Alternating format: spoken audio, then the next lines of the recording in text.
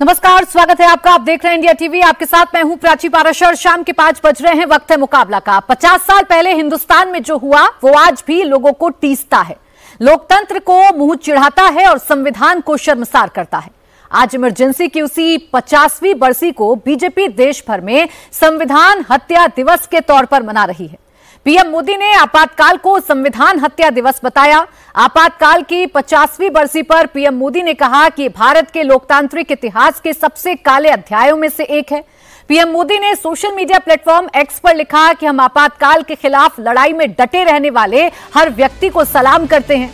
आपातकाल कांग्रेस के लिए वो दुखती रग है जिसे वो हमेशा छिपाए रखना चाहती है, और बीजेपी उस दुखती रग पर हाथ रखने का कोई मौका नहीं छोड़ती। यही वजह है कि अमित शाह से लेकर जेपी नड्डा और नीतीश कुमार से लेकर योगी आदित्यनाथ तक ने आज कांग्रेस को आपातकाल की याद दिलाई। संविधान हाथ में लेकर चलने वालों को वो दौर याद दिलाया जब इंदिरा गांधी ने संविधान को ताक पर रख दिया था। हालांकि उस वक्त जो आपातकाल के खिलाफ आंदोलन से पैदा हुए, उनमें से कई पार्टियां आज इसी कांग्रेस को कवर फायर देने का काम करती हैं। यही वजह है कि अब कांग्रेस आपातकाल का काउंटर अघोषित आपातकाल के तौर पर देने लगी है। कांग्रेस अध्यक्ष मल्लिकार्जुन खड़गे ने कहा कि वो इमरजेंसी तो चली गई, उसे संविधान से हटा दिया गया, लेकिन अब देश में अनडिक्लेयर्ड इमरजेंसी है। एक सुर में कांग्रेस और दूसरे विपक्षी दलों ने यही राग अलापना शुरू किया है और मोदी सरकार के 11 साल के कई फैसलों पर सवाल खड़े किए। इसे अघोषित इमरजेंसी का नाम दिया। ऐसे में सवाल है कि इमरजेंसी 50 साल पहले थी या घोषित इमरजेंसी आज है। आज इसी पर करेंगे मुकाबला, लेकिन आइए पहले आपको सुनवाते हैं गृहमंत्री अमित शाह और कांग्रेस के अध्यक्ष मल्लिकार्जुन खड़गे ने क्या कहा। किसी को ये आपातकाल पसंद नहीं आया होगा, सिवा तानाशाह और उनसे फायदा करने वाली एक छोटी सी टोली के। और इसीलिए जब ये भ्रांति के हमें कौन चैलेंज कर सकता है, आपातकाल उठा लिया गया।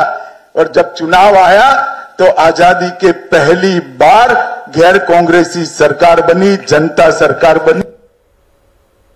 अरे इमरजेंसी तो अब आपने लाई है, ये अनडिक्लेयर्ड इमरजेंसी है।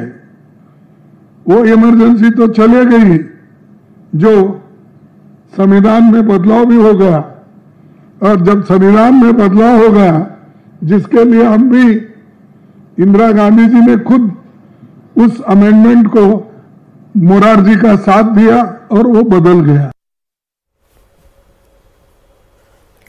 तो 50 साल पहले की इमरजेंसी और आज की अनडिक्लेयर्ड इमरजेंसी, सियासत की धुरी इसी दोनों शब्दों के इर्द गिर्द घूम रही है और सवाल उठाए जा रहे हैं कि 50 साल पहले आपातकाल था या अब अनडिक्लेयर्ड इमरजेंसी है। इसी पर करेंगे चर्चा। खास मेहमान हमारे साथ हैं अजय आलोक, प्रवक्ता भारतीय जनता पार्टी, सत्यप्रकाश मिश्रा, नेता जेडीयू, घनश्याम तिवारी, प्रवक्ता समाजवादी पार्टी, कंचना यादव, प्रवक्ता आरजेडी, और चंद्रमोहन शर्मा, नेता कांग्रेस हमारे साथ हैं। शोएब जमई, एआईएमआईएम के प्रवक्ता भी इस वक्त हमारे साथ हैं। आप सभी का बहुत बहुत स्वागत है। अजय आलोक जी, मकसद आपका अनडिक्लेयर्ड इमरजेंसी छिपाना है, इसीलिए 50 साल पहले की जो इमरजेंसी है उस पर पर्दा डालने की कोशिश की जा रही है। अजय आलोक जी हमारे साथ नहीं है, उनके साथ हम बात करेंगे। इस सवाल का जवाब सत्यप्रकाश जी आप भी दे सकते हैं, आप भी बता सकते हैं। आज पूरा विपक्ष लामबंद होकर एक सुर में यही कह रहा है कि 50 साल पहले जो हो गया सो हो गया, आज की बात करिए ना, बताइए ना कि आज की अनडिक्लेयर्ड इमरजेंसी पर आप लोग क्यों पर्दा डालने की कोशिश कर रहे हैं। पहले तो ये समझिए कि इमरजेंसी है क्या, और आपातकाल जो लगा था 25 जून 1975 को वो क्या था। 25 जून 1975 को देश की संविधान की आत्मा का गला घोटा गया। आधी रात को सारे नेता जेल में बंद कर दिए गए, सारी पार्टियों पे प्रतिबंध लगा दिए गए, और कोई भी किसी भी प्रकार के लोकतांत्रिक अधिकार बचे नहीं। यहाँ तक कि एडीएम जबलपुर के केस में न्यायालय का फैसला आया कि जीने का जो अधिकार है, जो ईश्वर देता है जीवन का अधिकार, वो भी निलंबित हो सकता है। तो जब संविधान की आप मौलिक अधिकारों का गला घोंट दें तो संविधान बेजान हो जाता है, और ऐसी स्थिति में संविधान की हत्या इसी को मानते हैं। आज वो स्थिति नहीं है।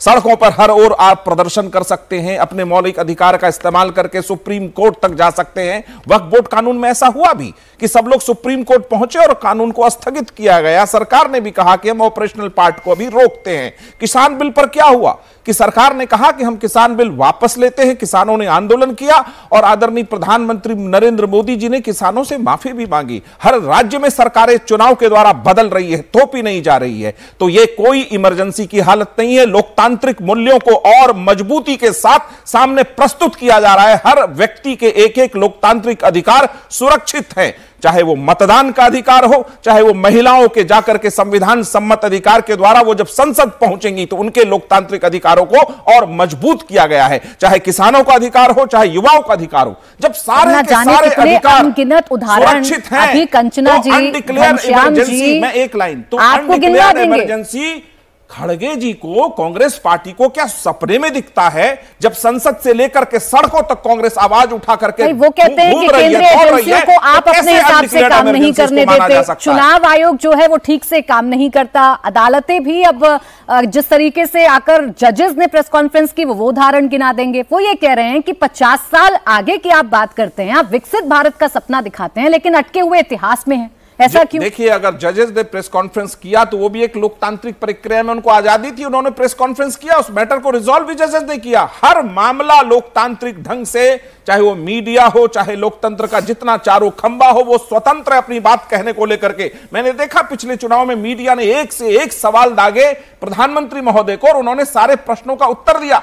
इन प्रश्नों का उत्तर देने के लिए 75 में कोई मौजूद नहीं था, सारे मीडिया के दफ्तर बंद थे, कालिक पोत दिए गए थे और जो उस समय के इंफॉर्मेशन मिनिस्टर थे गुजराल साहब, उन्होंने जब बात नहीं मानी इंदिरा गांधी की तो उन्होंने कहा संजय गांधी को की बात आपको माननी पड़ेगी, उनको इस्तीफा देना पड़ा। उस समय के जो भी हालात थे प्राची जी वो भयावह थे, भारत इसकी कल्पना नहीं कर सकता है। और आजाद भारत के लिए स्वतंत्रता संग्राम के सिपाहियों ने जिस भारत का सपना देखा था, जिस संविधान की रचना की थी, उन्होंने ये कल्पना नहीं की थी। मैं एक कविता पढ़ना चाहता हूं यहां पर, उन्होंने कल्पना नहीं की थी कि ऐसा दिन आएगा कि इंदू जी से बाबा नागार्जुन बिहार से पूछेंगे क्या हुआ आपको, सत्ता के नशे में भूल गई भाप को, हिटलर के घोड़े के गिन रही टाप को, इंदू जी क्या हुआ आपको, यह सवाल था उस समय। और इमरजेंसी के दौरान ऐसी ऐसी कविताएं लिखी गई जो आज भी बताती है इंदिरा गांधी जी की तानाशाही को। बहुत सारे 50 साल पहले की इमरजेंसी को भूलने नहीं देगी ये एनडीए की सरकार और ना भारतीय जनता पार्टी आपको भूलने देगी। अब कंचना जी, जो बातें अभी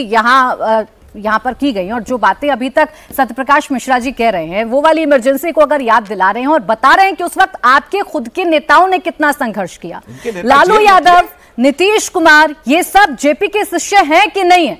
और आज ऐसा क्या हो जाता है कि नीतीश कुमार जी की टाइमलाइन पर तो इमरजेंसी के लिए 2 शब्द नजर आ जाते हैं, लेकिन आपकी टाइमलाइन से सब कुछ गायब नजर आ जाता है, ऐसा क्यों? नहीं प्राची जी, एक बात बहुत साफ है कि आज जो अच्छा होगा, जो गलत होगा वो दर्ज होगा, भविष्य में उसको इतिहास के तौर पर पढ़ाया जाएगा और बताया जाएगा। इसमें कोई गलत नहीं है कि अगर आप इमरजेंसी के आप 25 साल, 50 साल, 100 साल, जो भी साल आप मनाना चाहें आप मनाएं, लेकिन आप यह क्यों भूल जाते हैं कि उसी में अपने 11 साल गायब कर देते हैं, उसी में नीतीश कुमार जी के 20 साल गायब कर देते हैं। जब हम अनडिक्लेयर्ड इमरजेंसी कह रहे हैं तो उसका कोई वजूद है। आपने किसान आंदोलन की बात बड़े सफाई से कह दी कि मोदी जी ने माफी मांग ली, फिर सारे राज्यों में माफी मांग ली। क्या आपको याद है कि गोला बारूद छोड़ा गया था, गोलियां चली थी, सड़क पर रौद दिए गए थे, गाड़ी से रौद दिए गए थे किसान, क्या क्या हालत किया गया इस देश में किसानों का। और जो नागार्जुन साहब की आप कविता पढ़ रहे हैं ना, ये तभी पॉसिबल था। आज कोई मोदी जी के खिलाफ कविता लिख दे, आज कोई मोदी जी के खिलाफ कविता पढ़ दे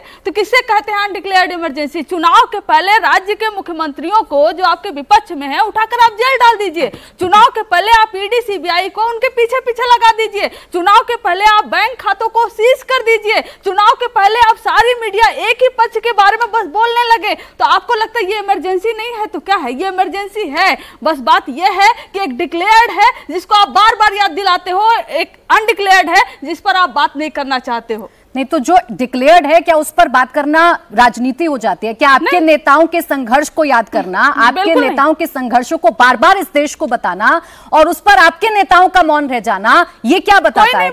नहीं प्राची जी, कोई मौन नहीं है। अगर इस पर आप बात कर रही हैं तो करना चाहिए, क्यों नहीं करना चाहिए? आप 50 साल मनाइए, आगे 100 साल होगा, आप ब्लैक डे मनाइए, व्हाइट डे मनाइए, ग्रे डे मनाइए, जिस डे में मनाइए और हर कोई मनाएगा। इसे तो ब्लैक डे के तौर पर ही मनाया जाएगा ना, इसे तो ब्लैक डे के तौर पर ही मनाया जाएगा। जाएगा? ये सवाल मैं इसलिए पूछ रही हूँ आपसे कंचना जी, मैं और इसको क्लियर कर देती हूँ। अभी नीतीश कुमार जी का मैंने आपको एग्जांपल दिया। नीतीश कुमार जी की टाइमलाइन पर इमरजेंसी को लेकर बड़े बड़े शब्दों में बता दिया गया है कि इमरजेंसी के दौरान क्या हुआ था। बीजेपी के आज तमाम नेता बता रहे हैं, कांग्रेस नहीं कह रही है, कांग्रेस ने प्रेस कॉन्फ्रेंस कर दी, वो बीजेपी के आरोपों का जवाब दे रही है। आप लोग कहां हैं जिनके नेताओं ने सबसे ज्यादा प्रदर्शन किए? आज जरूरी नहीं लगा आप लोगों को कि आप एक शब्द बोले इमरजेंसी पर, आपके नेता बोले कि 50 साल पहले जो हुआ वो गलत था। प्राची जी, 50 साल जो पहले हुआ जो गलत था, लेकिन जो भारतीय जनता पार्टी अभी कर रही है, आप सोचिए जिस कांग्रेस ने इमरजेंसी जिसने लगाया, सरकार गई, बार बार उनके नेताओं ने माफी मांगा, आखिर में कुछ तो उनके साथ अच्छाई रही होगी कि आज हम लोग उनके साथ अलायंस में हैं। हम उनके बैक फायर नहीं है, बैक कवर नहीं है, आपने ये जो बोला, हम किसी के बैक कवर नहीं है, हम अलायंस में है, पॉलिटिकल पार्टी है, पॉलिटिकल पार्टी की तरह अलायंस में, जैसे इंडिया के लोग अलायंस में एक दूसरे के साथ हैं। लेकिन क्या आखिर में कमियां ऐसी भारतीय जनता पार्टी में है कि हम कभी डायरेक्ट अलायंस में भारतीय जनता पार्टी के साथ नहीं गए हैं और ना ही जाएंगे? मेरा प्रश्न आपके नेताओं की चुप्पी को लेकर था कि क्या जेपीजी के साथ आप लोग अन्याय कर रहे हैं? क्या उनके संघर्षों को आप भूल गए हैं? क्या अपने नेताओं के खुद के संघर्षों को भूल गए हैं?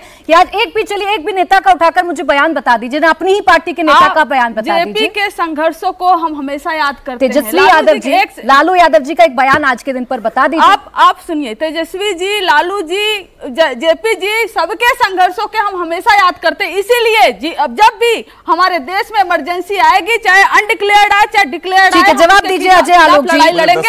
आज हम इमरजेंसी के खिलाफ अजय आलोक जी, 50 साल पहले की इमरजेंसी को याद इस वजह से करते हैं क्योंकि आपका मकसद है कि अनडिक्लेयर्ड इमरजेंसी से आई वॉश कर दें, उस पर आप लोग पर्दा डाल दें, लेकिन ये विपक्ष ये बात उठाता रहेगा। मुझे आश्चर्य लगता है जब आरजेडी, जहां लालू प्रसाद यादव जो इमरजेंसी के एक नायक थे, हीरो थे, अपनी बेटी का भी नाम मीसा रखा था इमरजेंसी के ही कारण प्रताड़ित होकर, इतनी लाठियां खाई, इतनी मार खाई, जेल में रही, उसके बावजूद भी आज उसी कांग्रेस पार्टी के गोद में बैठ के हमें ज्ञान दे रही है कि अनडिक्लेयर्ड इमरजेंसी है। अभी 3 दिन पहले ही, ज्यादा दिन नहीं हुआ प्राची जी, 3 दिन पहले इस देश के प्रधानमंत्री को पॉकेट मार और नीतीश कुमार को अचेत मुख्यमंत्री कहा था। इमरजेंसी में कोई हिम्मत कर सकता था क्या? इतने डंडे मारते ना इमरजेंसी के दौरान, ये कहा होता कि जो भी बची खुची हड्डियां थी वो भी टूट जाते। इस देश में अनडिक्लेयर्ड इमरजेंसी है। पाकिस्तान जाके लीडर ऑपोजिशन कहता है कि मोदी को हटाने में मदद कीजिए, देशद्रोह का मुकदमा नहीं लगता है। इस देश में अनडिक्लेयर्ड में इमरजेंसी है। अमेरिका में जाके यूनिवर्सिटी में बैठ के इस देश के लोकतंत्र की तांत्रिक व्यवस्था को चैलेंज करते हैं, सुप्रीम कोर्ट को कॉम्प्रोमाइज कहते हैं, इलेक्शन कमीशन को कॉम्प्रोमाइज कहते हैं। इस देश में अनडिक्लेयर्ड इमरजेंसी है। लंदन में बैठ के यूरोप, फ्रांस, जर्मनी को कहते हैं कि लोकतांत्रिक ताकतें भारत के लोकतंत्र में इंटरफेयर करें और भारत सरकार कुछ नहीं करती है। इस देश में अनडिक्लेयर्ड इमरजेंसी है। इनकी मानसिकता है ये। अरे सच्चाई ये है कि भारत जैसे लोकतांत्रिक देश में तानाशाह बनना एक दिव्य स्वप्न के समान है, जिसे सिर्फ इंदिरा गांधी ने ही पूरा किया और किसी ने नहीं किया और कोई कर भी नहीं पाएगा। आज मैं बताता हूं, हम लोग मना रहे हैं संविधान हत्या दिवस, ब्लैक डे नहीं, पूरा देश मना रहा है संविधान हत्या दिवस, लेकिन कांग्रेस नहीं मना रही है, ना ही माफी मांग रही है, ना ही कोई कांग्रेसी और गांधी परिवार इसके लिए कभी माफी मांगेगा, क्योंकि ये लोग, इनका स्वर्णिम काल था, ये मना रहे हैं परिवार संपूर्णता दिवस। और आज जेपी की आत्मा कराह रही होगी ऊपर में, जब वो लालू यादव और मुलायम सिंह यादव अखिलेश को देखती होगी, क्योंकि समाजवाद से कब परिवारवाद का चोला कांग्रेस की प्रेरणा से इन लोगों ने पहन लिया, यह आज तक किसी को पता नहीं चल पाया। साइकिल से चलते, पैदल से साइकिल और साइकिल से लंबोर्गिनी का सफर अद्भुत था। और यहां पे इमरजेंसी को क्रिटिसाइज करने के लिए, और आज भी वो मानसिकता बदली नहीं है। मैं एक एग्जाम्पल देकर अपनी बात खत्म करता हूं। 1959 में नेहरू की किताब है माई बायोग्राफी, ऑटोबायोग्राफी ऑफ नेहरू, में लिखा हुआ है कि इंदिरा की सलाह पर और इंसिस्टेंस पे 1959 में कांग्रेस की गवर्नमेंट, कम्युनिस्टों की सरकार केरला में राष्ट्रपति शासन लगाया गया। इंदिरा गांधी जब बनी, 50 बार उन्होंने राष्ट्रपति शासन लगाया, धारा 356, और एक बार धारा 352, इमरजेंसी जिसको कहते हैं। इंदिरा गांधी के शासन में संजय गांधी एक नॉर्मल सांसद थे, लेकिन एक्स्ट्रा कॉन्स्टिट्यूशनल अथॉरिटी थी। पूरी सरकार की नीति वही तय करते थे, चाहे वो इमरजेंसी के दौरान हो या इमरजेंसी के पहले हो। नहीं अजय आलोक जी, इन अगली पीढ़ी में चलिए, मैंने 2 पीढ़ी गिनवा दी, डिनाई नहीं कर रहा है, राहुल गांधी से कोई डिनाई नहीं कर रहा है, और इन तथ्यों का जिक्र होना चाहिए, इन तथ्यों का जिक्र आप कर रहे हैं, लेकिन विपक्ष आपसे पूछता है, अजय आलोक जी, विपक्ष आपसे पूछता है, अदना से सांसद, लेकिन आवाज मिल रही है अजय आलोक जी आपको? ये होता है एक्स्ट्रा कॉन्स्टिट्यूशनल अथॉरिटी। आवाज मिल रही है? इस परिवार को कभी यकीन ही नहीं था लोकतांत्रिक व्यवस्था में, और आवाज आ रही है अजय जी? अच्छा चलिए, लगता है अजय आलोक जी तक मेरी आवाज नहीं पहुंच पा रही है। काउंटर सवाल आपसे ये था अजय आलोक जी कि विपक्ष ये कह रहा है अनगिनत न जाने कितने ऐसे उदाहरण हैं जिसमें ये पता चलता है कि डेमोक्रेसी नहीं बची, संविधान जो है वो खतरे में है और संविधान खतरे है वाली यात्रा से आप लोग परेशान हो गए, इसलिए ये सब कुछ नाटक या ड्रामा किया जा रहा है। ये आरोप आज मल्लिकार्जुन खड़गे साहब ने लगाया। क्या यही सवाल मेरा आपसे घनश्याम तिवारी जी है, मुझे बताइए ना, आपके नेताओं के संघर्षों को याद करना, आज इमरजेंसी को संविधान हत्या दिवस बताना या ये बताना कि 50 साल पहले क्या हुआ था, ये राजनीति है क्या? नमस्कार प्राची जी, आपको, दर्शकों को और को पैनलिस्ट को। इस देश के तमाम वर्तमान पीढ़ी के लोगों की, न केवल नेताओं की, न केवल मीडिया की, हर नागरिक की ये जिम्मेदारी है कि हमारे 75 साल के लोकतांत्रिक इतिहास में जब भी कोई काला अध्याय आया है उसको याद रखें और आने वाली पीढ़ियों को बताएं कि यह अध्याय दोबारा नहीं आना चाहिए। और फिर देखें कि क्या हम किस जगह पे खड़े हैं, क्या हम उस अध्याय से बहुत दूर चले गए हैं या आज भी उसके इर्द गिर्द खड़े हैं। और इसमें सवाल उठते हैं, जिस तरीके से इंदिरा गांधी जी के ऊपर जब मुकदमा चला था, तो मुकदमा किस बात का था कि उन्होंने सरकारी मशीनरी का दुरुपयोग अपने चुनाव में किया। मुझे तो 2014 से लेकर 2025 तक का एक भी चुनाव, न राज्य का चुनाव न देश का चुनाव याद है जहां प्रधानमंत्री जी ने सरकारी मशीनरी का दुरुपयोग नहीं किया। मुकदमा किस बात का था कि आपने वोटरों को रिश्वत दी, आपने पैसे का गलत उपयोग किया। भारतीय जनता पार्टी ने पिछले 10 साल में 13,000 करोड़ चंदा जमा किया है। ये आपके और अनपढ़ आपके उन बच्चों की जिनकी नौकरी नहीं लगी है इन 11 साल में, उन बच्चों के अकाउंट में 15 लाख देने के लिए नहीं है। ये तो अपने चुनिंदा पूंजीपतियों की सेवा करने में इनको जो 13,000 करोड़ मिले हैं, जो कहां से पैसे आए हैं किसी को नहीं पता है। तीसरी बात कि संसद का महत्व और प्रधानमंत्री जी की अकाउंटेबिलिटी। 2014 में स्वर्गीय मनमोहन सिंह जी ने प्रेस कॉन्फ्रेंस की थी, उसके बाद तो देश के प्रधानमंत्री ने कोई प्रेस कॉन्फ्रेंस की नहीं है। हमें तो ये नहीं पता कि जो पार्टी 2024 में एड चलवा रही थी पूरे देश में इन्हीं पूंजीपतियों के पैसों से कि पापा ने वॉर रुकवा दी, वो पार्टी आज ये नहीं बता पा रही कि ट्रंप ने सीज फायर कराया तो ट्रेड का क्या मसौदा था। आज जब ईरान इसराइल का सीज फायर आया तो उससे बात सामने आई। चौथी बात कि जिस तरीके से देश के सांसदों को, हमने कहा कि हम उस इमरजेंसी से कितने दूर, कितने फासले पर खड़े हैं जी। आपने काला कानून किसानों के खिलाफ पास किया, वो किस हाल में पास किया था? क्या राज्यसभा में आपके पास बहुमत था? किस तरीके से आप माइक मोड़ देते थे, कैमरा का, संसद में माइक मोड़ देते थे, कैमरा का डायरेक्शन मोड़ देते थे। सारी बातें ठीक है घनश्याम तिवारी जी। बात आज भी बोले जो महाराष्ट्र की सरकार है, जो 5 बजे उठा करके गवर्नर से ओथ दिलवाती है, जो सरकार जब ओथ लेती है तो उसके बाद तो खोखे सरकार कहलाती है। जो सरकार जब ओथ लेती है तो मुख्यमंत्री जो फडणवीस जी, भारतीय जनता पार्टी ने स्वयं। घनश्याम तिवारी जी, मैं आपसे यही सवाल पूछ रही थी ना, मेरे सवाल का मतलब ही ये था कि आप लोगों ने तो मुझसे ज्यादा, या आप लोग, आपके तो नेताओं ने संघर्ष किया है। आप तो 50 साल पहले की जो इमरजेंसी थी उसे बखूबी जानते और समझते हैं, बहुत अच्छे से समझते हैं। आपके नेताओं ने तो उसे जिया है। आप बताइए ना, वो जो इमरजेंसी थी, उस इमरजेंसी के दौरान जैसे घनश्याम तिवारी जी बैठकर आज सरकार की खामियों को गिना रहे हैं, क्या ये अधिकार आप लोगों को था? मैं कहता हूं कि उन काले दिनों का जिसने हमारे लोकतंत्र को शर्मसार किया, उसको हर किसी को बताना चाहिए, हर आने वाली पीढ़ी को बताना चाहिए। जैसे ये 11 साल गिनाए जाएंगे कि किस तरीके से दुनिया के सबसे अमीर बनने वाले आदमी को अपनी जेब में रख के देश के प्रधानमंत्री अपनी गरीबी की मार्केटिंग। सर, यानी आप ये कह रहे हैं कि 11 साल 50 साल पहले की इमरजेंसी पर भारी पड़ गए? नहीं, मैंने कहा ये भी उदाहरण है। वो इमरजेंसी क्या छोटी पड़ गई? वो आपातकाल जिसमें आपके तमाम नेता, आपके बड़े नेता मुलायम सिंह यादव, लालू प्रसाद यादव, ये जेल गए थे, उन्होंने अत्याचारों को सहा था, क्या वो छोटी पड़ गई वाली इमरजेंसी और ये 11 साल भारी पड़ गए उस पर? बात छोटी बड़ी की है ही नहीं, वो भी काला अध्याय था। और इस 11 साल में हमने अनेक काले अध्याय देखे हैं। ऑपरेशन सिंदूर में जिस तरीके से डोनाल्ड ट्रंप ने ट्रेड की बात करके सीज फायर कराया, वो भी उस काले अध्याय का एक हिस्सा बनता जा रहा है। सर, आप किसी को भी किसी से जोड़ देंगे घनश्याम तिवारी जी। मैंने तो बड़ा छोटा सा सवाल आपसे पूछा था कि इस 11 साल के अनडिक्लेयर्ड इमरजेंसी में घनश्याम तिवारी जी बैठे हैं टीवी पर और सरकार को उसकी कमियां सरकार के सामने गिना रहे हैं, बीजेपी के प्रवक्ता के सामने गिना रहे हैं। तो क्या वो इजाजत आपको 50 साल पहले थी? और उस आपातकाल, अच्छा चले ये भी छोड़ दें, उस 50 साल पहले के आपातकाल को आप गिनाना क्यों भूल जाते हैं? आपके नेता ने कब आखिर बार बोला कि 50 साल पहले क्या हुआ था, या आज के दिन भी बोला हो? अभी आप देख लीजिए, आपका कोई भी दर्शक अखिलेश जी का, हमारे राष्ट्रीय अध्यक्ष जी का बयान देख सकता है कि उन्होंने कहा है कि एक घोषित इमरजेंसी थी और एक ये अघोषित काल है। जिस अघोषित काल में प्रधानमंत्री प्रेस कॉन्फ्रेंस नहीं करते, सीज फायर अमेरिका का राष्ट्रपति कराता है, भारतीय जनता पार्टी 13,000 करोड़ का चंदा जमा करती है। जवाब दे दीजिए अजय आलोक जी, आज के अनडिक्लेयर्ड इमरजेंसी का तरीका अलग है। जितनी भी घटनाएं इस देश में होती हैं, जितने भी मुद्दे इस देश के हैं, वो अनडिक्लेयर्ड इमरजेंसी का ही हिस्सा है।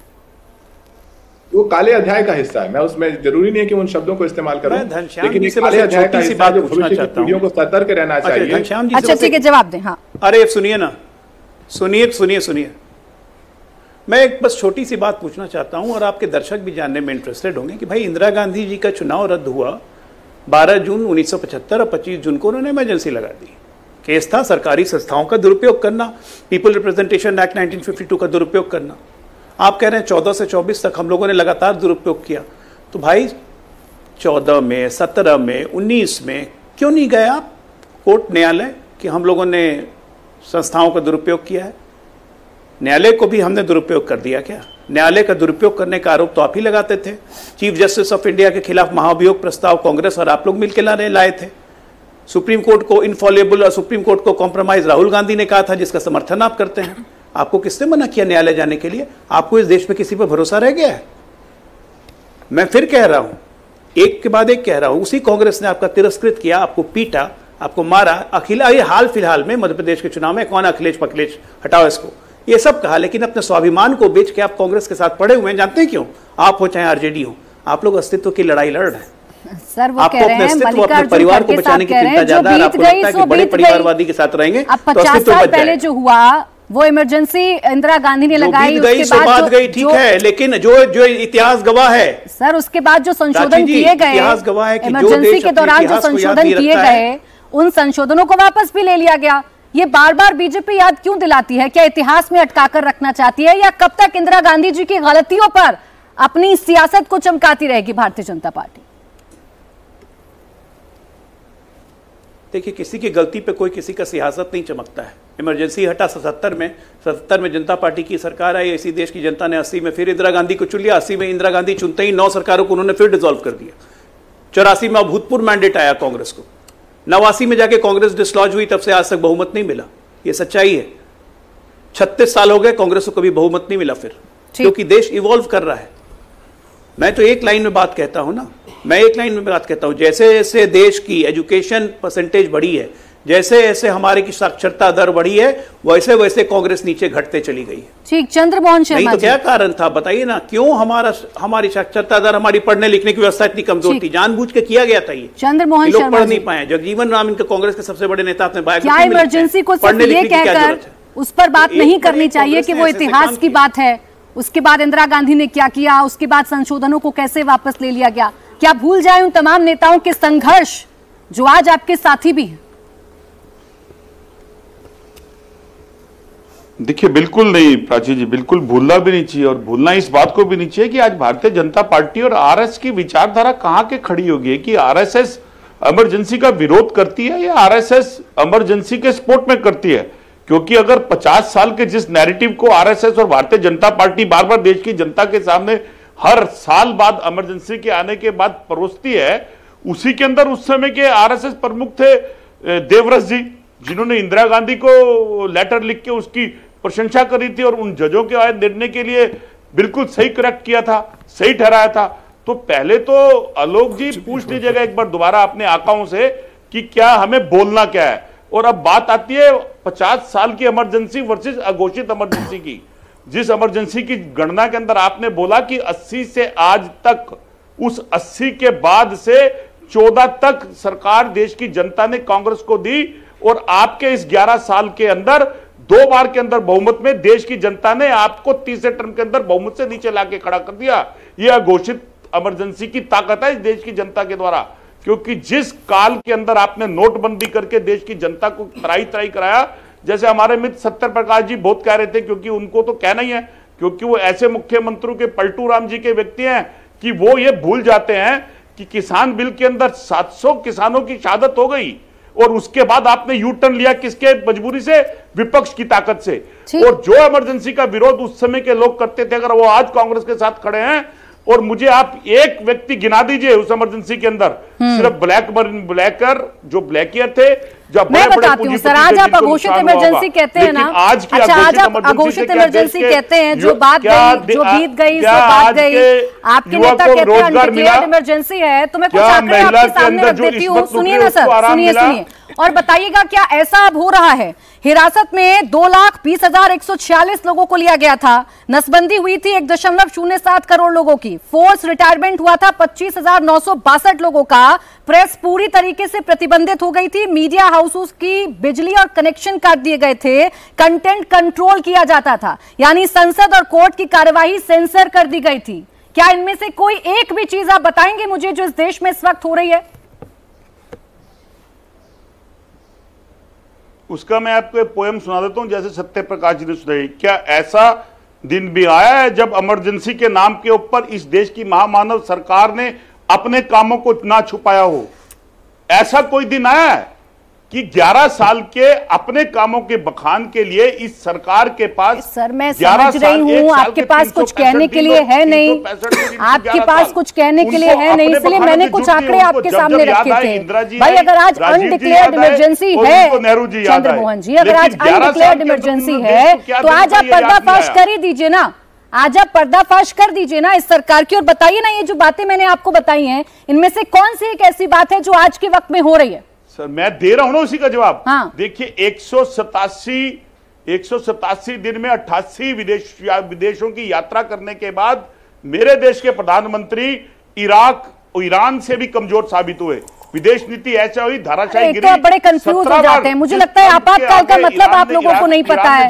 अरे आपातकाल का मतलब नहीं पता है आपको, आपकी पार्टी ने आपातकाल लगाया और उसका मतलब भी नहीं पता है आपको। आपातकाल क्या था वो मैंने आपको उदाहरण बता दिया चंद्रमोहन जी। अब आप प्रदेश और आप देश के प्रधानमंत्री की विदेश यात्रा से आपातकाल को जोड़ेंगे तो सर ये आपका विवेक हो सकता है। मैं आज की बात कर रही हूँ आपसे, ऐसा कुछ ये जो अत्याचारों की एक लिस्ट मैंने आपके सामने रखी, ऐसे अत्याचारों की लिस्ट रख दीजिए, पूरा मौका दे रही हूँ आपको। एक छोटा सा काउंटर दे दीजिए इस पर अजय आलोक जी, फिर आ रही हूँ सत्यप्रकाश जी आपके पास फौरन। बोलिए अजय आलोक जी। देखिए प्राची जी, जिस देश को अपने इतिहास का बोध नहीं हो उसका ना वर्तमान सुधर सकता है ना भविष्य सुदृढ़ हो सकता है, इसलिए हमें अपने इतिहास का बोध करवाना आज की पीढ़ियों को और आने वाली पीढ़ियों को बहुत जरूरी है। इसलिए इस इमरजेंसी को राजनीतिक लाभ के लिए नहीं, अपने देश के इतिहास को जानने के लिए अपनी पीढ़ियों को बताना जरूरी है, नंबर 1। नंबर 2, ये अभी बाला साहब देवरस की चिट्ठी का बात कर रहे थे हमारे मित्र, शायद इनको पता नहीं है। के.आर. मलकानी की किताब पढ़िए। के.आर. मलकानी थे आरएसएस के आइडियोलॉग और इमरजेंसी के दौरान उसके पहले मदरलैंड करके एक पत्रिका चलाते थे जो फियर्स क्रिटिक थी इंदिरा गांधी की, और इमरजेंसी के दौरान इस मदरलैंड को बिल्कुल तहस नहस कर दिया गया था। एक चिट्ठी नहीं लिखी थी इंदिरा गांधी को बाला साहब देवरस जी ने, 4 चिट्ठियां लिखी थी, एडिटेड पोर्शन करके, एक फॉल्स प्रोपेगेंडा मत फैलाइए। उस 4 चिट्ठी में सिंपल ये कहा गया था कि गवर्नमेंट से एक डायलॉग ओपन करने का एक तरीका होना चाहिए, क्योंकि इमरजेंसी में 80% गिरफ्तार लोग आरएसएस के वर्कर थे, जिनको किसी कारण से उनके परिवार से दूर रख के उनको प्रताड़ना दिया जा रहा था। नहीं, इंदिरा गांधी ने तो इतना तक शर्त रखी थी कि हम सबको रिहा कर देंगे। चंद्रमोहन जी, आज तो चंद्रमोहन जी विदेश नीति से लेकर देश के तमाम मुद्दों को आपातकाल से जोड़ दे रहे हैं। शायद आपातकाल कितना सेंसिटिव इशू है और आपातकाल के दौरान क्या हुआ, ये कंचना जी, सत्यप्रकाश जी और घनश्याम जी जो है वो आपको अच्छी तरीके से बता पाएंगे, तो आपके अपने साथी हैं। शोएब जमई जी, रुक जाइए सर। शोएब जमई जी, ये बहस क्या 50 साल पहले के इमरजेंसी पर नहीं होनी चाहिए?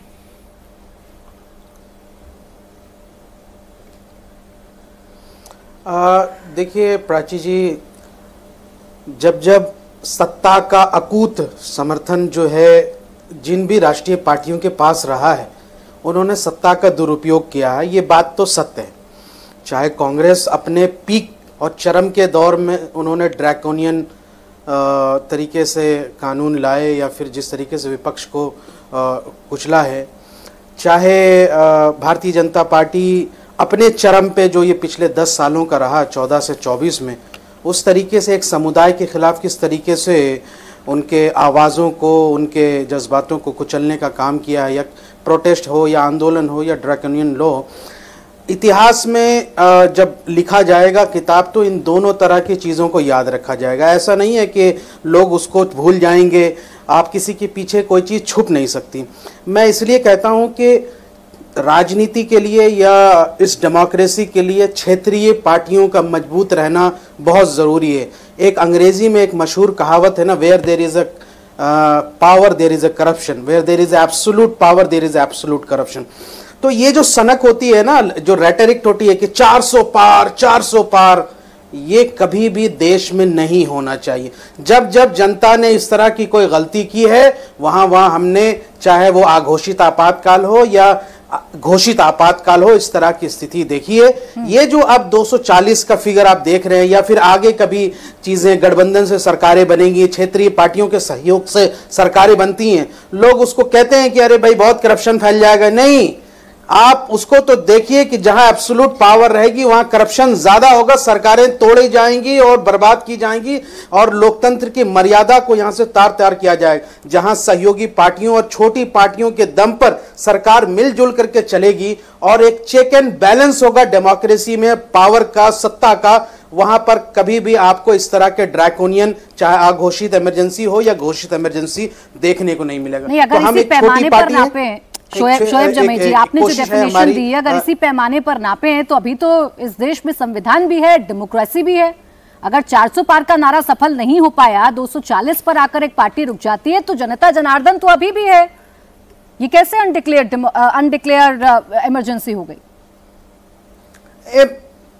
बिल्कुल है, बिल्कुल है। यहां से मैं नहीं कहता हूं कि कोई दूध का धुला है। ना भारतीय जनता पार्टी इस बात का क्लेम कर सकती है, ना कांग्रेस। हमने संजय गांधी जी का वो रवैया भी देखा है जब नशबंदी का दौर चल रहा था। इन्हीं पुरानी दिल्ली के लोगों से और निजामुद्दीन के लोगों से पूछ लेना चाहिए उनकी जुबानी।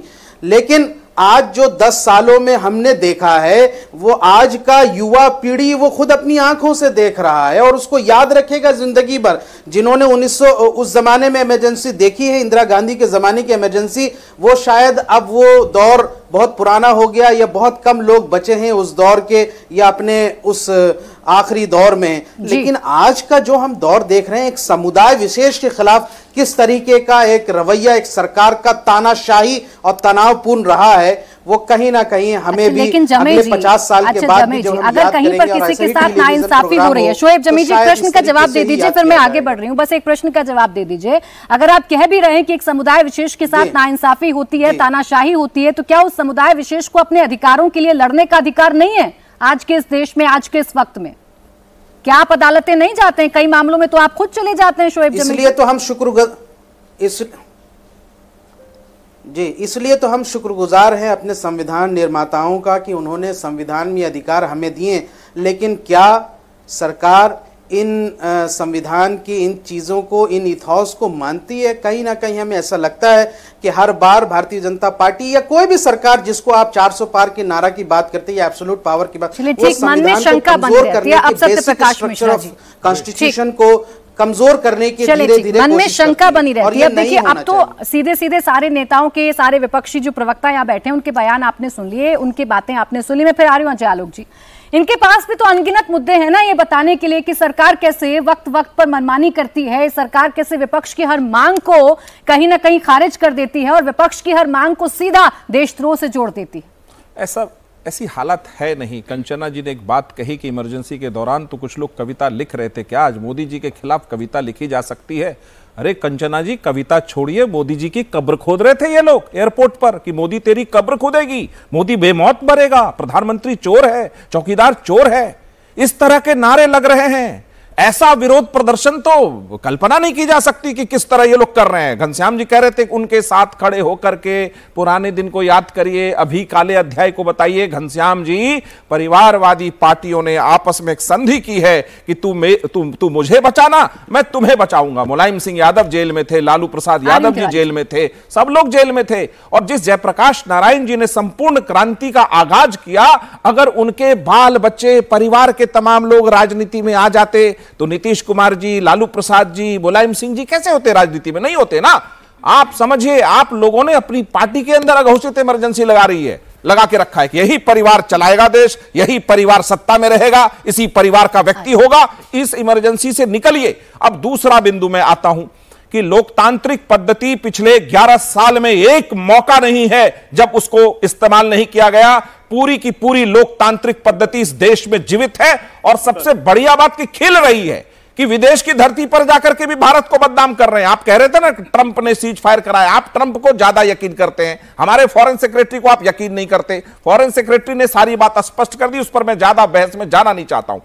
इमरजेंसी का सबसे बड़ा जो एक फैक्टर है, एक एलिमेंट है कि लोकतांत्रिक मूल्यों को समाप्त कर देना, वो है नहीं। किसी भी पद्धति से आप जाकर सरकार के खिलाफ सुप्रीम कोर्ट तक जा सकते हैं। और सबसे बड़ी बात कि जिस HR खन्ना जस्टिस ने उस समय एडीएम जबलपुर केस में अपनी असहमति दर्ज कराई थी इंदिरा गांधी की आने वाली सरकार ने उनको चीफ जस्टिस नहीं बनने दिया था। यह कौन सा संस्थागत दुरुपयोग था, बताएंगे? क्या मनमोहन सिंह की सरकार में जब सीबीआई को सुप्रीम कोर्ट ने कहा यह पिंजरे का तोता है, बताएंगे कौन सी अनडिक्लेयर इमरजेंसी में आप घुमा रहे थे पूरे देश को? अभी गठबंधन की सरकार जो चल रही है, अटल बिहारी वाजपेयी जी की देन की भारत में गठबंधन की सरकारों का दौर है, जमई साहब कह रहे थे। लेकिन एक सवाल का जवाब दीजिए कि क्या कभी किसी सरकार को आधी रात बर्खास्त किया, जैसे इंदिरा गांधी फैंटेसी में सरकारें बर्खास्त कर दिया करती थी? कितनी सरकारें गिरी? मैं एक आखिरी उदाहरण मनमोहन सिंह के जमाने का दे दूं, लेकिन मनमोहन सिंह के जमाने का एक उदाहरण दे दूं। घनश्याम जी भी है, कांग्रेस भी बैठी है, शिवते रजी गवर्नर से। अरे रुकिए भाई साहब, मैं सुनता रहता हूँ ये पीछे। रुक जाइए शोएब साहब, रुक जाइए, बोलने दीजिए, फिर बोलिएगा। आपकी बारी आई तो बोलिएगा ना। अरे इतना तहजीब तो रखिए, आपकी बारी आई तो बोलिए। अब ताजा उदाहरण दे देता हूं। मनमोहन सिंह की सरकार के समय झारखंड में चुनाव हुआ, शिबू सोरेन साहब के साथ बहुमत नहीं था, शिवते रजी गवर्नर थे, उनको शपथ दिला दिया गया और 5 दिन के अंदर उनको सुप्रीम कोर्ट के द्वारा कहा गया कि बहुमत साबित करो। नहीं साबित कर पाए, इस्तीफा देना पड़ा। संविधान की धज्जी खोलकर बैठेगा, संविधान की धज्जी उड़ाने वाले लोग संविधान पर दुहाई न दें। बताएगा कि महाराष्ट्र में कैसे सरकार बनी, फिर वो बताएगा महाराष्ट्र में कैसे सरकार बनी, फिर वो मध्य प्रदेश की घटना का भी जिक्र कराएगा। अगर यही पैमाना है, यही पैमाना है तो विपक्ष के पास बहुत सारी घटनाएं गिनाने के लिए। घनश्याम तिवारी, सुप्रीम कोर्ट ने सरकारें हटाई हैं? नहीं। घनश्याम तिवारी जी, शिबू सोरेन की सरकार मनमोहन सिंह के समय में शिवते रजे गवर्नर थे, हटानी पड़ी क्योंकि उनके पास बहुमत नहीं था। घनश्याम तिवारी जी, घनश्याम तिवारी जी, अगर अभी आपको अघोषित इमरजेंसी लगती है, अगर आपको अभी लगता है कि ये सरकार जो है वो इमरजेंसी लागू कर गई है, आपको आपके अधिकारों का आप इस्तेमाल नहीं कर पा रहे, तो कोर्ट के दरवाजे क्यों नहीं खटखटाए जाते? 3 बातें हैं। मैं अघोषित इमरजेंसी शब्द से बाहर निकल के, हर दिन ये सरकार नित नए काले अध्याय गढ़ती है जो हमारे लोकतंत्र को कमजोर करता है। आप कश्मीर से लेकर कन्याकुमारी तक और आप गुजरात से लेकर के मणिपुर तक और बिहार का पिछला चुनाव भी देख लीजिए, आपको ऐसा अवसर मिलेगा, ऐसा चुनाव नहीं मिलेगा जहां पे इस सरकार के काले कारनामे ना हो। पहली बात।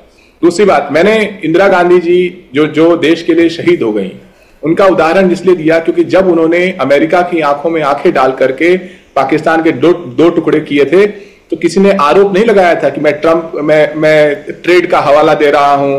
उन्होंने नहीं कहा था कि मैंने अमेरिका के राष्ट्रपति को फोन किया और बता दिया कि ये सीज फायर तुमने नहीं, मैंने कराया है। ये जो ढोंग है, इसकी आदत पुराने प्रधानमंत्रियों को नहीं थी। वो जो करते थे, हम यहां पे कोई भी बैठा हुआ व्यक्ति इंदिरा गांधी जी के 2 झूठ गिना नहीं सकता, जवाहरलाल नेहरू जी के 2 झूठ गिना नहीं सकता, आई के गुजराल जी के 2 झूठ गिना नहीं सकता। और 2014 से लेकर 25 तक कोई एक साल गुजरा नहीं है जहां पर आप प्रधानमंत्री जी का कोई जुमला नहीं गिना सकते।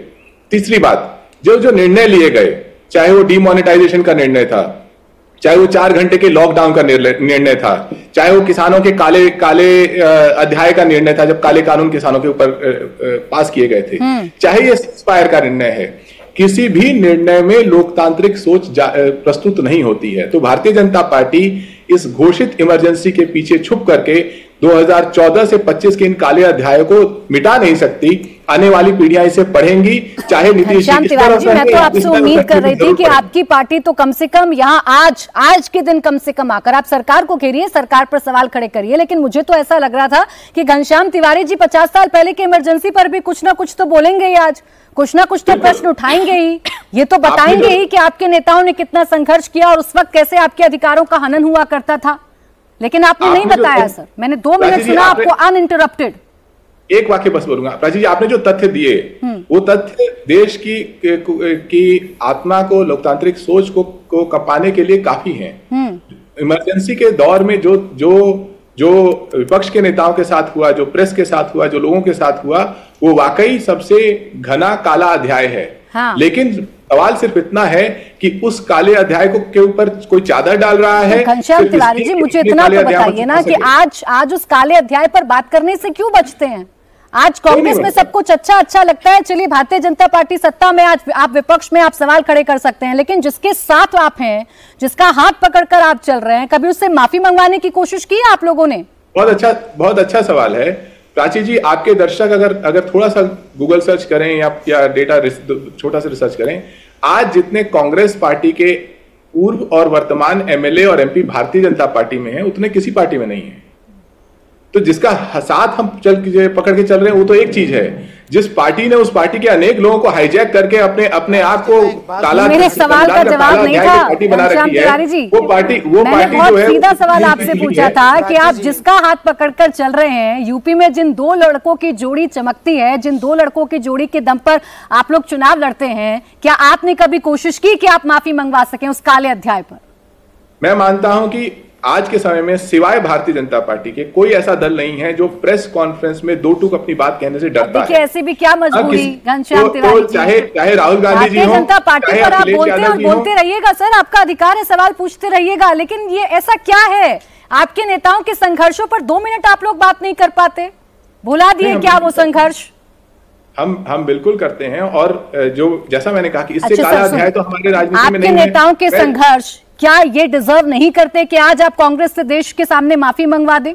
इतनी तो दोस्ती है ना आप लोगों की, आज तो डिफेंड करते हैं एक दूसरे को खुलेआम। कांग्रेस पार्टी इमरजेंसी के अध्याय पर जितनी भी बार भी माफी मांगे वो नाकाफी रहेगा। सर मांगी नहीं है ना, मंगवाइए एक बार। अरे मंगवाने की बात है, जितनी बार भी माफी मांगे वो नाकाफी रहेगा। मंगवा पाएंगे? उससे भी बड़ी बात कह रहा हूं, मुझे लगता है कि कोई भी पार्टी जो दो टूक अपनी बात को रखती है, वो अपनी बातों को समझती है। चलिए ठीक है, आप तो जवाब नहीं दिए। मैं कंचना यादव जी अगर इस बात का जवाब दे दें। कंचना जी, आपके मन में टीसता होगा वो वक्त, आपके नेताओं के जरिए आपने सुना भी होगा कि कितने संघर्ष आपके नेताओं ने इस दौरान किए होंगे। लालू प्रसाद यादव जी पार्टी के अंदर भी बताते होंगे कि उस वक्त का दौर क्या था। क्या आप लोगों के मन में कभी ये नहीं टीसा कि आज हम जिसके साथ हैं कम से कम देश के सामने जस्टिफाई तो करा दें, माफी तो मंगवा दें कम से कम? इससे बड़ा जस्टिफिकेशन क्या होगा प्राची जी? हमने उनके खिलाफ आंदोलन किया, लालू जी उनके खिलाफ आंदोलन किए, शरद जी किए, मुलायम सिंह यादव जी किए, जेपी जी किए, मूवमेंट पूरा चला, उनकी सरकार गिरी, और उनकी सरकार ऐसे गिरी कि आज एब्सोल्यूट पावर में अकेले दम पर नहीं है, हम लोग साथ में हैं। और बार बार उन्होंने माफी मांगा, राहुल गांधी जी ने खुद मांगा। अगर आपको नहीं मिलता तो हम वीडियो को सर्च करके दिखा देते हैं। अब आप मुझे पता था आप ये बोलेंगे। नहीं सुन लीजिए, नहीं मुझे पता था आप ये बोलेंगे। खिलाफ हम आंदोलन ना, प्लीज सुनिए, आप सुनिए। इन तथ्यों पर मैं भी बात करना चाह रही थी। लोगों को जो उनके खिलाफ लड़ाई लड़ी थी उनके लिए पेंशन भी जारी की, आपने कहा पेंशन जारी की, और उसको फिर सुन तो लीजिए एक तथ्य को अगर आपने कहा, नहीं रुकिए, आपने कहा कि कई बार माफी मांगी, आपको नहीं मिलता, तो मैं आपको वीडियो दिखा देती हूँ, आज आप दिखाई दीजिए, क्योंकि मेरे पास जो वीडियो है उसमें माफी जैसा कुछ नहीं है। उनसे सवाल पूछा गया कि क्या इमरजेंसी एक गलती थी, तो उन्होंने कहा हाँ गलती थी, लेकिन एक शब्द उन्होंने माफी का नहीं कहा। उन्होंने एक बार ये नहीं कहा, उन्होंने एक बार ये नहीं कहा कि मैं माफी मांगता हूँ। अब प्राची जी मुझे अब सुन लीजिए, आप मुझे अब सुन लीजिए। पिछले ही सदन में 150 से ज्यादा सांसदों को निलंबित कर दिया गया। क्या ये गलती नहीं थी प्रधानमंत्री नरेंद्र मोदी जी की? क्या उन्होंने कभी माफी मांगी? 11 सालों में अपनी गलतियों पर एक कानून, वही कृषि कानून पर वो बोल देंगे। वो किस लिए उन्होंने माफी मांगी थी? लोगों की जान गई थी, लेकिन कभी भी जिम्मेदारी प्रधानमंत्री जी नहीं ली। आप पूछ रही थी ना, क्या ऐसा कोई घटना हो रहा है, क्या सांसदों को हटाया जा रहा? हाँ हटाया जा, सरकारें तोड़ी गई, सांसदों को निलंबित किया गया, और यहाँ तक ये किया गया ना कि प्रेस जिसको आप फ्रीडम कहते हैं वो फ्री बिल्कुल नहीं है। तो देखिए ना, आज उसी प्रेस पर आकर आप सरकार को घेर रही है, ये अंतर है। लाइट भी जल रही है, लाइट भी जल रही है, और स्टूडियो से इमरजेंसी पर हम बहस भी कर रहे हैं। लाइट भी जल रही है और हम बहस भी कर रहे हैं, और कंचना यादव जी आकर सरकार को घेर भी रही हैं। अजय आलोक जी के लाइन में डाले जाते थे, और यही समस्या है कि कंचना जी के लाइन में थोड़ा सा डिफरेंस होता है। रुक जाइए कंचना जी, रुक जाइए। हमने उनके खिलाफ सरकार बनाई, आंदोलन किया, फिर भी आप कर माफी मांगो। आप देखिए ना, आप अपनी मजबूरी देखिए ना। राहुल गांधी जी से माफी की बात मैंने क्या कर दी, आप सीधे पहुंच गई आज की सरकार पर। अरे आप अपने नेताओं के संघर्ष को फिर भूल रहे हैं। आपको नहीं लगता कि आपके नेता जो जेल में गए थे, आपके नेता जो जयप्रकाश नारायण जी के शिष्य हैं, वो उनके संघर्षों को न्याय मिल जाए? नहीं, आपको नहीं लगता? क्या माफी नहीं मांगनी चाहिए कांग्रेस को? क्या कांग्रेस को माफी नहीं मांगनी चाहिए? आप ये कहते हैं कंचना जी, एक सेकंड कंचना जी, एक सेकंड, मैं फिर आ रही हूँ आपके पास। एक सवाल मेरा आपसे ये है, बस एक सवाल मेरा आपसे ये है कंचना जी, अगर आप चाहती हैं कि बीजेपी माफी मांगे, आप कह रही हैं प्रधानमंत्री को माफी मांगनी चाहिए, तो आप ये क्यों नहीं चाहती हैं कि कांग्रेस भी माफी मांगे? क्यों नहीं? यहाँ क्यों दोहरा मापदंड है? सुन लीजिए, हाँ, नोटबंदी किए, इतने लोग परेशान हुए, आज तक मोदी जी माफी मांगे? कोविड में इन्होंने लॉकडाउन लगा दिया, दिल्ली से चलकर यानी वो आपातकाल छोटा लगता है कंचना जी को? अरे वो आपातकाल अब छोटा लगता है कंचना जी को? वहाँ अपने नेताओं के संघर्ष, वहाँ अपने नेताओं के संघर्ष, उस पर माफी की कोई जरूरत नहीं है। बहुत छोटी सी लाइन। मेरी गुजारिश है कि लालू प्रसाद यादव जी इमरजेंसी में जेल गए थे, उन्होंने जिस धारा में गए थे उसका नाम मीसा था, चूंकि अब ये कांग्रेस के साथ है, नाम बदलने का प्रचलन है। लालू प्रसाद यादव जी आदरणीय, नाम बदल लीजिए अपनी पुत्री का, मीसा से कुछ और कर लीजिए, कांग्रेसा कर लीजिए, मीसा से कांग्रेसा कर लीजिए, ठीक रहेगा, क्योंकि आप इमरजेंसी जो लगाया था, जिस लाठी से आप झेलते रहे, उस लाठी के खिलाफ आपकी आवाज में आज एक मुंह नहीं है, और आपकी प्रवक्ता कांग्रेसा कांग्रेसा कांग्रेसा हो रही है। मीसा का नाम बदल के कांग्रेसा कर दीजिए। आप ही के पास रहने देना मैंने आग्रह किया, गुजारिश किया है, करिए, नाम अच्छा लगेगा। अच्छा, आपने बोला सारे लोग कांग्रेस हो गए। अच्छा एक सेकंड, आपने बोला, तिवारी जी ने बोला, 2 मिनट तक मैंने सिर्फ सुना। आप सरकार पर सवाल खड़े करती हैं, रोज खड़े करती हैं, कीजिए, आप विपक्ष में हैं, लेकिन आज तो 50 साल पहले संघर्षों पर बोलने का कम से कम 2 मिनट तो निकालती, कम से कम 1 मिनट तो निकालती, लेकिन आप लोगों ने जरूरी नहीं समझा, ना आपके नेताओं ने जरूरी समझा, इसीलिए मैंने आप लोगों से सवाल पूछा कि क्या आप भूल गए हैं? अजय आलोक जी बोले, हमने शुरुआत की थी। अजय आलोक जी, फिर अनगिनत सवालों के साथ विपक्ष आपके सामने है और उनको लगता है यही अनडिक्लेयर्ड इमरजेंसी है। नहीं, अच्छा है, ये सब इतने सवाल नेशनल टीवी पे बोल रहे हैं सपा वाले और आरजेडी वाले, और बिहार यूपी सुन रहा है और इनके चरित्र का दर्शन अच्छे तरह से कर रहा है। करते रहे, इसी तरह करते रहिए, बहुत अच्छे जा रहे हैं, राहुल गांधी की लाइन में जा रहे हैं, बहुत अच्छी बात है। मैं जरा शोएब जमई को कुछ याद दिलाना चाहता हूँ। ये बार बार समुदाय समुदाय कह रहे थे, समुदाय विशेष। 17 सितंबर 1948 को हैदराबाद मुक्ति दिवस मनाया जाता है। 2024 में हमने निर्णय लिया कि हैदराबाद का स्वतंत्र करवाया था, किसके थे? निजाम से, निजाम के रजाकार आर्मी से। ये रजाकार आर्मी क्या करती थी? हिंदुओं का नरसंहार करती थी, पूरे हैदराबाद में ही नहीं, अगल बगल में भी। और इस नरसंहार के सबसे बड़े शिकार बने थे हमारे खड़गे साहब, कांग्रेस के राष्ट्रीय अध्यक्ष। उनके पूरे परिवार को काट दिया था मुसलमानों ने। और यहां आप संप्रदाय विशेष की बात कर रहे हैं, मुर्शिदाबाद में उठा के हिंदुओं को काट दिया, एक शब्द आपके मुंह से नहीं निकला। यहां आप संप्रदाय विशेष की बात कर रहे हैं। बांग्लादेश, आप जिन्ना फिलिस्तीन कहने पे बांग्लादेश में हिंदुओं को काट दिया, पकड़ पकड़ के मारा, हिंदुओं को भगा रहे हैं रोज दिन। आप यहां संप्रदाय विशेष की बात कर रहे हैं। झूठ बोलने में जहरीली मानसिकता है आप लोग की। आज संप्रदाय विशेष की बात करने का है कि इमरजेंसी की बात करने का है? इसी संप्रदाय को खुश करने के लिए इमरजेंसी में 42nd अमेंडमेंट लगाया गया था, mini constitution, secular socialist Republic बनाने के लिए। इसके डॉक्टर हो, इस देश में तुष्टिकरण की राजनीति की इंतहा कर दी। यहाँ बैठ के संप्रदाय एनआरसी कानून के दौरान शर्म नहीं आती है? शर्म गोलियां लगी, ये थोड़ी सी भी शर्म नहीं है? नहीं, एनआरसी शर्म बेच के खा गए आप लोग। सीए के टाइम पे शर्म बेच के, मतलब अपनी ही तुष्टिकरण की राजनीति, अपने आप को मुसलमानों का नेता साबित करने के लिए कोई कसर नहीं छोड़ते। थोड़ी सी शर्म है। और आपके नेता ने बहुत अच्छा काम किया अभी, इसको जायज ठहराया, राष्ट्रीय डेलीगेशन में जाके कम से कम देशभक्ति की भावना रखी है। आप मॉब लिंचिंग की सारे प्रवक्ता अपने नेता का बेड़ा गर्क कर देंगे।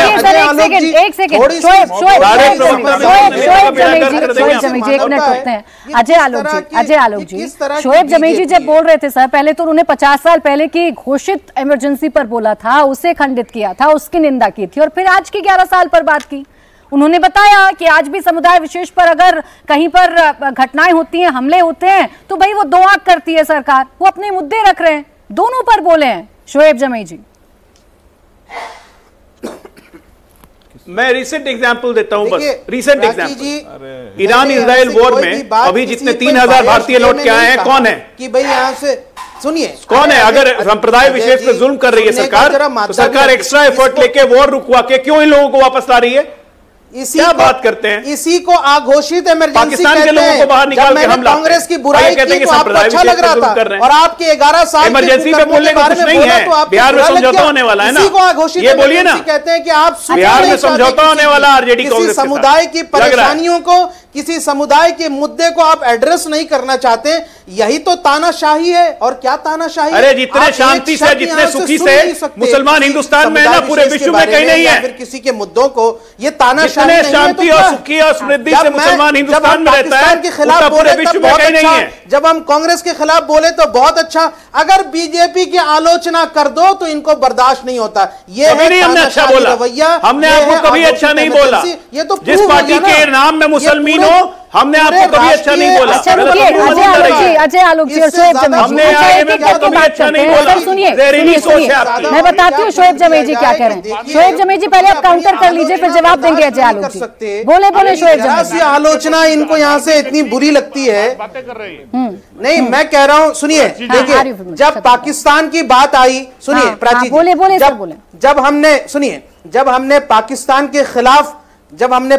के खिलाफ अपना रुख अपनाया तो बहुत अच्छा हुआ। जब हमने कांग्रेस की मुखालफत की तो बहुत अच्छा हुआ। लेकिन भारतीय जनता पार्टी की अगर आप आलोचना कर दो तो आप देशद्रोही हैं, आप गद्दार हैं, न जाने अर्बन नक्सल क्या क्या, इसी को तानाशाही मानसिकता कहते हैं। और ये जवाब दीजिए अजय आलोक जी जल्दी से। शोएब जमीजी ने क्लियर किया से अजय आलोक अपनी आलोचना को झेल नहीं पाते हैं, और उस आलोचना को एड्रेस करने के बजाय आलोचना नहीं झेल पाती है।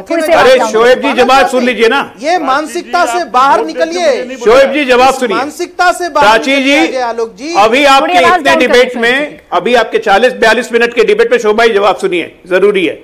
अभी आपके 40-42 मिनट के डिबेट पे मैंने एक बार भी शोएब जमई को या उनकी पार्टी को ना देशद्रोही कहा, ना गद्दार कहा, ना एंटी नेशनल कहा।